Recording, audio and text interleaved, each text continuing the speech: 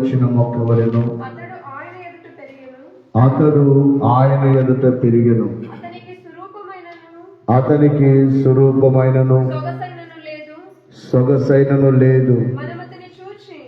మనము అతని చూచి అపేక్షించినట్లుగా అతని యందు స్వరూపము లేదు.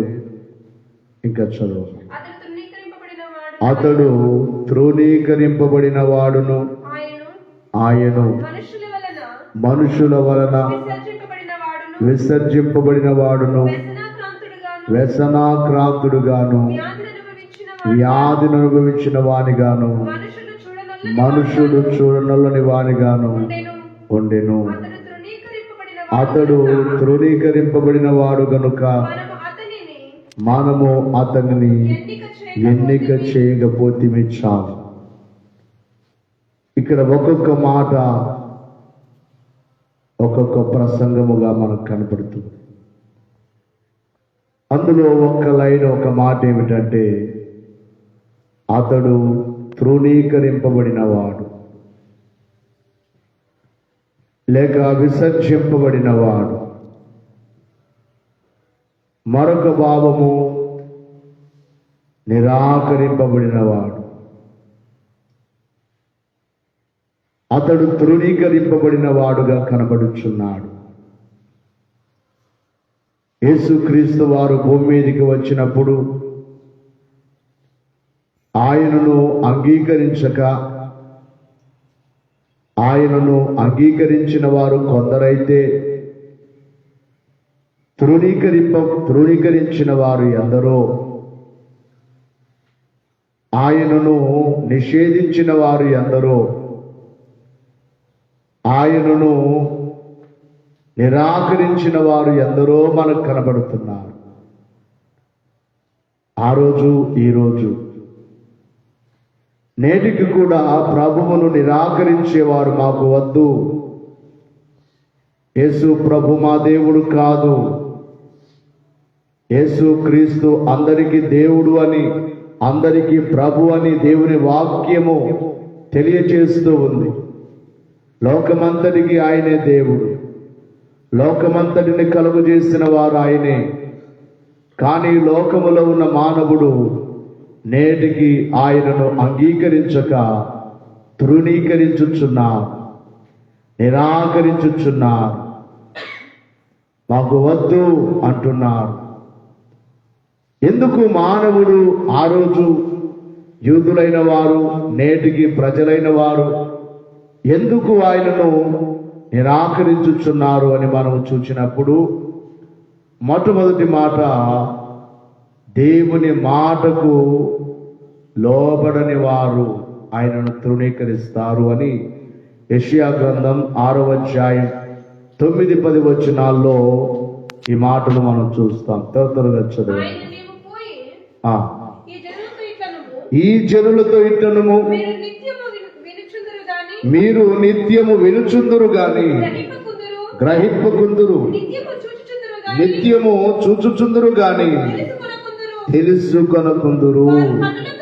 వారు కన్నులతో చూచి, చెవులతో విని, హృదయముతో గ్రహించి, మనస్సు మార్చుకొని స్వస్థత పొందకపోవుటకు ఈ జనుల హృదయము క్రొవ్వు చేసి వారి చెవులు మందపరిచి వారి కన్నులు మోయించుమని చెప్పాడు. ఇక్కడ వారు దేవుని మాటలు నిత్యము గ్రహింపని వారు. లోకములో ఈ రోజున అందరూ వింటున్నారు, అందరికీ దేవుని మాటలు వినబడుతున్నాయి. బహుశా ఇంతకుముందు కాలం అయితే సువార్త, దేవుని సేవకులైన వారు వీధుల్లోనికి వెళ్ళి సువార్త చెప్పేవారు. కానీ ఈరోజు లైవ్ ద్వారా ప్రపంచమంతా అందరి చేతుల్లో, అందరి చెవుల్లో దేవుని మాటలు వినబడుతున్నాయి, కానీ గ్రహింపని వారిగా ఉన్నారు. నిత్యము గ్రహింపని మానవుడు దేవుని వద్దనుకుంటాడు, దేవుని తృణీకరిస్తారు. ఆ దినమున వారు గ్రహింపలేదు కనుక, ఆ దినమున వారు క్రీస్తు భూలోకానికి వస్తే, రక్షకుడు భూలోకానికి వస్తే వారు గ్రహింపలేదు కనుక ఆయనను తృణీకరించారు, నేడు కూడా ఆయన మాట వినబడుచున్నను, ఆయన మాటకు లోబడటం లేదు కనుక ప్రజలు ఆయనను ఇప్పటికీ తృణీకరించేవారుగా కనబడుచున్నారు. రెండవదిగా వారి హృదయములు ఆయనకు దూరముగా ఉన్నాయి. యెషయా గ్రంథం 29వ అధ్యాయము,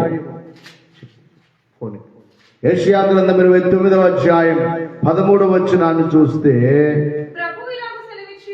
ప్రభువు ఇలాగూ సెలవిచ్చి ఉన్నాడు, ఈ ప్రజలు నోటి మాటతో నా యొద్దకు వచ్చుచున్నారు, పెదవులతో నన్ను గణపరచుచున్నారు, కానీ తమ హృదయమును నాకు దూరము చేసుకొని ఉన్నారు.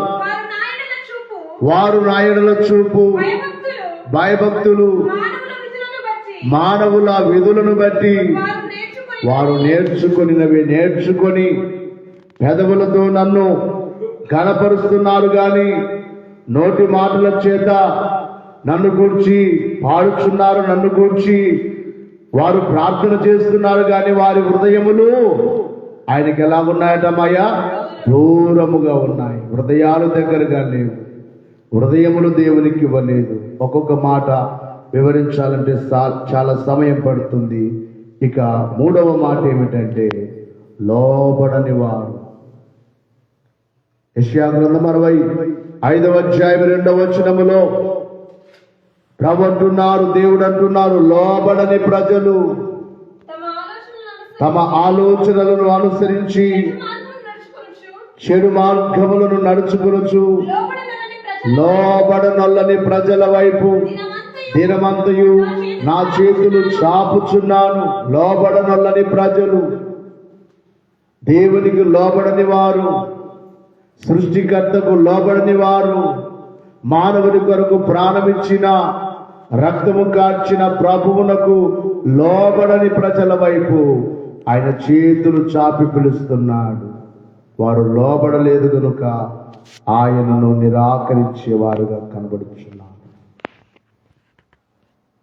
దేవుని యొక్క వాక్యములో మనం చూసినట్లయితే 4వదిగా కీర్తనల గ్రంథం 21వ అధ్యాయం 11వ వచనములో, కీర్తనలు 21:11 వారు నీకు కీడు చేయవలనని ఉద్దేశించిరి, దురుపాయము పన్నిరి, కానీ దానిని కొనసాగింపలేకపోయింది.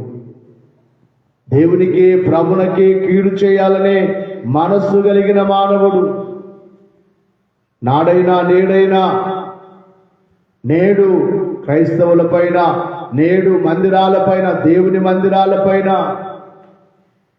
కొంతమంది దాడులు చేస్తున్నారు. సేవకులకు కీడు చేస్తున్నారు, క్రైస్తవులకు కీడు చేస్తున్నారు. ఆ రోజున ప్రభునకు కీడు చేశారు. ఇక చివరిగా చూచినట్లయితే కీర్తనల గ్రంథం 56వ సంకీర్తన 5వ వచనములో, వారు హాని చేయవలనని వారి తలంపులు ఎలా ఉన్నాయట? దినమెల్లా వారి యొక్క తలంపులు నా మాటల పార్థము చేయుదురు, నాకు హాని చేయవలనని తలంపులే వారికి నిత్యము పుట్టుచున్నవి. దేవుని కార్యములకు ఆ దినములలో ప్రభునకు హాని చేయాలనే వారి తలంపు.